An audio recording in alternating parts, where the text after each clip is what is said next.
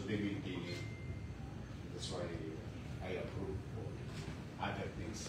Choppy na lang ang problema. Problema na lang talaga. Thank you, ha? Good afternoon. Mga kapwa ko public sector. So lahat kayo lawyers. Yes. Ako, attorney no case. Patrick, attorney. Attorney Oliver.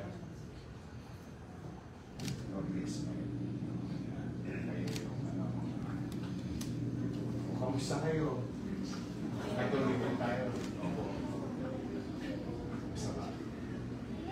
Ito po, punta lang kami para una-una ka po actually tutuwa kami yan sa Mas mahirap lang ngayon since the challenge. Because in the past, I started with zero. And I always believe in the principle of temperature. Anything above zero is possible. But this time, same chaos, plus negative 10. But I don't know, there is malignancy. Rest assured, we confronted what matter most initially, which is the garbage problem. As you can see, and normalize now again. Then, is in order. Medyo buhuba na yung mga tulongges. Pero I don't stop. Ay, Atty. Lutz, ang ating civil legal. He's been with me almost all my life in public service. Kasi edad kami halos sa public service. Mahaba pa buhok niya nun. Pareho kami. Nakita lang siya. Meron na titin po akong civil legal noong panahon ni Oh, good. Kasi Lutz is my legal officer when I was a councilor. Until I became vice mayor, secretary to the council, and so on and so forth. Kaya ngayon pinag-usapan ko siya itong ganito. Kasi yung professor ko sa NCPAD used to be the chief legal division ng DILG, si Atty. Moreno. Medyo wala na si Atty. Moreno. Kaya siya ang civil legal ko. Kaya lang masasabi kay si Professor Moreno. Hindi ko siya kung gana. How I wish. Kaya sabi ko yun, pag-retire ka na dyan sa council, dito ka na sa executive. So it's helping me. So going back to this in order. Then, third one is stabilizing the medicine supply.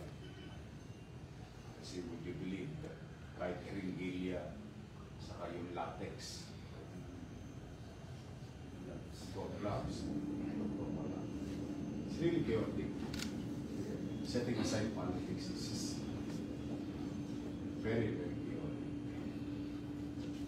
So that already we guarantee our partners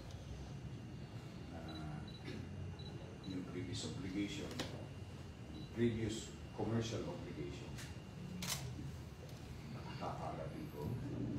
But anything that I will pursue starting July 1 up to December 31 will be paid for time. So nag-resume na. The fourth one is the fiscal management. Yun ang ginagawa ko. Well, there's one good news. On the CSI, we grew by 7.71% in terms of efficiency and actual collection in just 1 month. Apples to apples, month on month comparative. What they're declining, we assume we grew by 7.7. That was July 1 to end of challenge for everyone is to have still grow.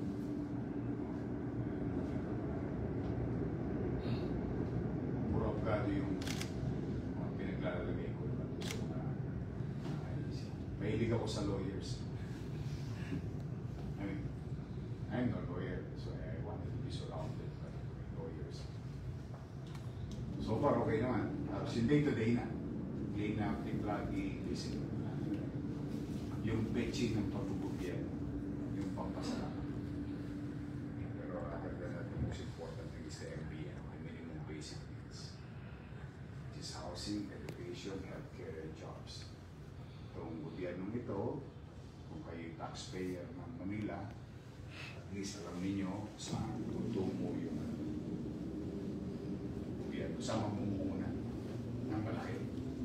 Kasi magawa yung mga ipuunan na big chunk of the culture ng MBA. Housing, education, healthcare, jobs. The way it was before. Hopefully, nakakaraos naman nakakasunod yung mga tao. I paid almost more than $1 billion already from the previous commercial obligation. Na nasisino ko, nagbabawas ako. And that includes si Judith. Kilala niyo si Judith? Na-Judith kami rito ng Meralco, Maynila. Dami, nakatulan nga yung isa ko na health center. Napag-usapan. Those are the things of the past. We move on, we move forward, we continue to hope that tomorrow the sun will shine again in Manila. As we are where we are right now. Continue to hope. Good news is that 1,564 new businesses came in just 1 month. Kasi in-open up ko na ulit yung Go Manila. In 19 steps, in 4, in 1.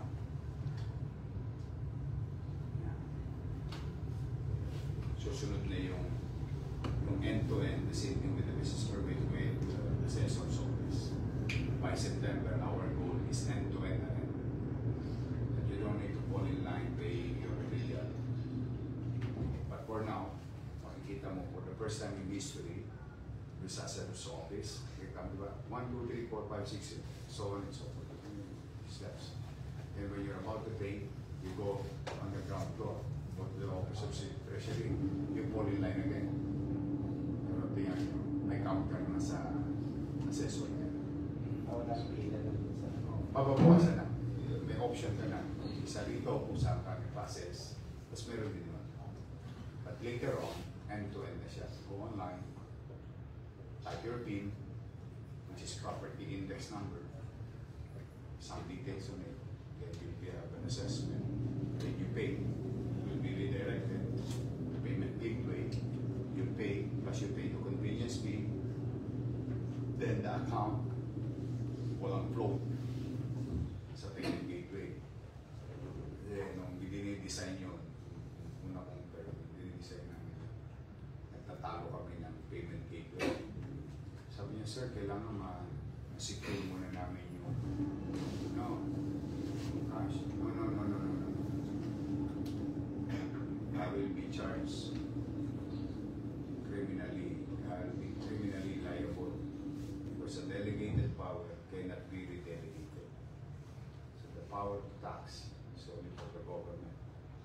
Kunin mo yung bayad mo, yung binayad ng mamamayan, kailangan sa account mismo lang for ABP na pag-aari na quiz na yan. So, umangat na. Kaya kung taxpayer kayo ng Manila, rest assured, things are being put into right order. Hindi pa siya perfecto, not going to be perfect. The least thing that I can share to you, may gobyerno sa Manila. Bakit namin sunog kanina? happy.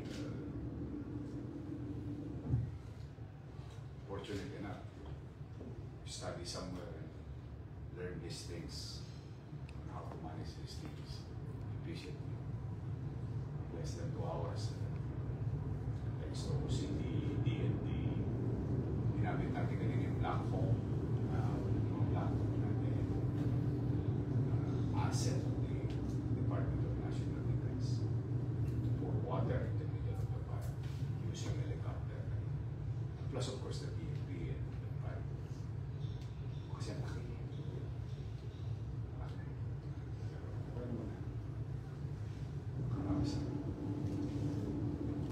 So, ingatan yung mga sapatos nyo, magbabaha pa rin sa Maynila. That I guarantee. Pero let's assure that your city continue even in the dry season, declogging our water is, or wastewater, until they figure out what they're going to do with other flood control projects in the city of Manila, which is not